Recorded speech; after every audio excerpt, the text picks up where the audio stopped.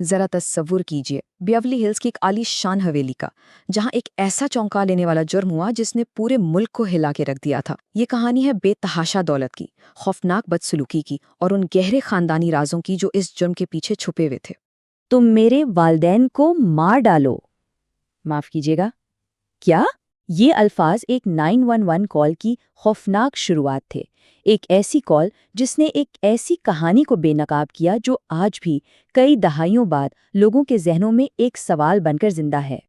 تو بات ہے 20 اگست 1989 کی۔ پولیس جب بیورلی ہلز کی اس حویلی میں داخل ہوئی تو سامنے ایک ہولناک منظر تھا۔ جوزے میننڈس کو 6 بار اور ان کی بیوی کٹی کو 10 بار گولی ماری گئی تھی۔ ان کے بیٹے 21 سالہ لائل اور 18 سالہ ایرک نے بتایا کہ وہ تو فلم دیکھنے گئے تھے، اور سچ پوچھیں تو وہ اتنے غمزدہ اور پریشان لگ رہے تھے کہ شروع میں پولیس کو ان پر کوئی شک ہی نہیں ہوا۔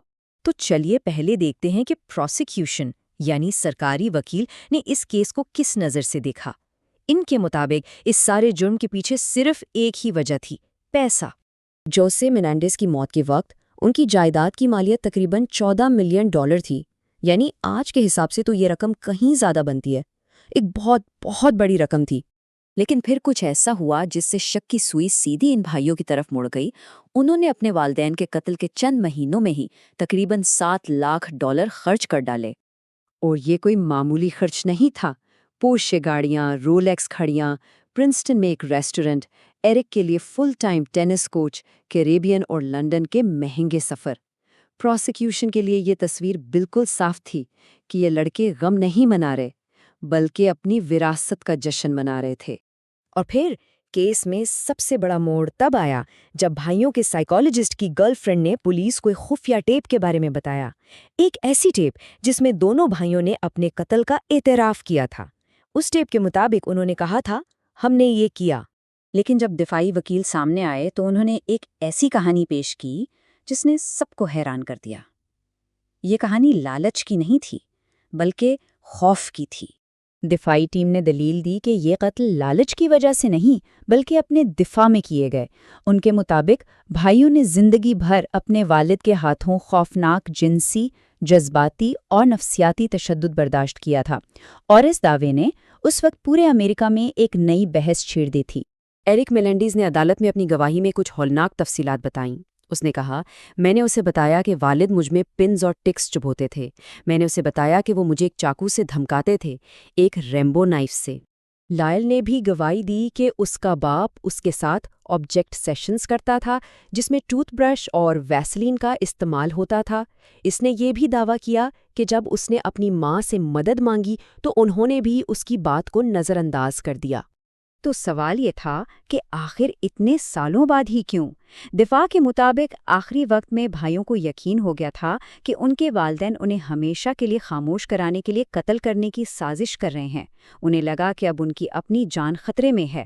جب یہ کیس عدالت میں پہنچا تو اس نے پورے ملک کو جیسے 2 حصوں میں بانٹ دیا۔ ایک ہی جرم کے لیے 2 الگ الگ ٹرائل ہوئے، اور دونوں کے نتائج حیران کن حد تک مختلف تھے۔ ان دونوں ٹرائلز میں زمین آسمان کا فرق تھا۔ پہلا ٹرائل ٹی وی پر لائیو دکھایا گیا، بدسلوکی کی پوری گواہی سنی گئی اور جیوری کو مینسلاٹر یعنی قتل خطا کا آپشن دیا گیا، مطلب یہ کہ قتل ارادے کے بغیر شدید خوف یا دباؤ میں کیا گیا۔ لیکن دوسرے ٹرائل میں کیمروں پر پابندی لگا دی گئی۔ جج نے بدسلوکی کی گواہی کو بہت محدود کر دیا اور مینسلاٹر کا آپشن بھی ختم کر دیا۔ اور ان تبدیلیوں کا نتیجہ بالکل مختلف نکلا۔ پہلے ٹرائل میں دونوں جوریز کسی ایک فیصلے پر نہیں پہنچ سکیں جسے ہنگ جوری کہتے ہیں، لیکن دوسرے ٹرائل میں انہیں فرسٹ ڈگری مرڈر کا مجرم قرار دے دیا گیا۔ اور سزا؟ دوسرے ٹرائل کے بعد دونوں بھائیوں کو عمر قید کی سزا سنائی گئی، بغیر پیرول کی امکان کے۔ لیکن جیسا کہ میں نے کہا، یہ کہانی یہاں ختم نہیں ہوتی۔ اب 30 سال گزرنے کے بعد کچھ ایسے نئے ثبوت سامنے آئے ہیں جنہوں نے اس کیس کو ایک بار پھر سے کھول دیا ہے۔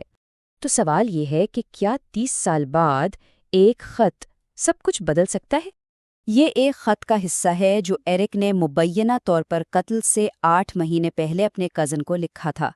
وہ لکھتا ہے، یہ ابھی بھی ہو رہا ہے اینڈی، اور یہ مجھے پاگل کر رہا ہے۔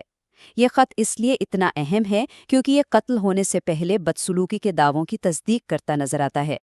اور بات صرف اس خط تک محدود نہیں، ایک اور چونکا دینے والا ثبوت سامنے آیا ہے۔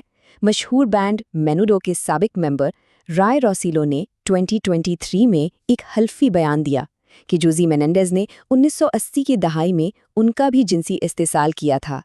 یہ ایک ایسا دعویٰ ہے جو بھائیوں کی کہانی کو باہر سے مزید تقویت دیتا ہے۔ تو اب ہو کیا رہا ہے؟ قانونی عمل دوبارہ شروع ہو چکا ہے۔ سب سے پہلے وکلاء نے نئے ثبوتوں کی بنیاد پر دوبارہ سماحت کی درخواست دی ہے۔ اگر جج یہ مان لیتا ہے کہ یہ ثبوت واقعی اہم ہیں تو وہ پرانی سزا کو ختم کر سکتا ہے اور اس کے بعد کیس دوبارہ چلایا جا سکتا ہے، جس کا مطلب ہے کہ ایک نئی جیوری شاید اس بار مینسلاٹر کے آپشن پر بھی غور کرے۔ تو آخر میں وہی سوال رہ جاتا ہے، میننڈیز برادرز قاتل تھے یا مظلوم؟ کیا یہ نئے ثبوت واقعی ماضی کو دوبارہ لکھ سکتے ہیں؟ یہ ایک ایسا سوال ہے جس کا جواب شاید ہمیں جلد ہی مل جائے۔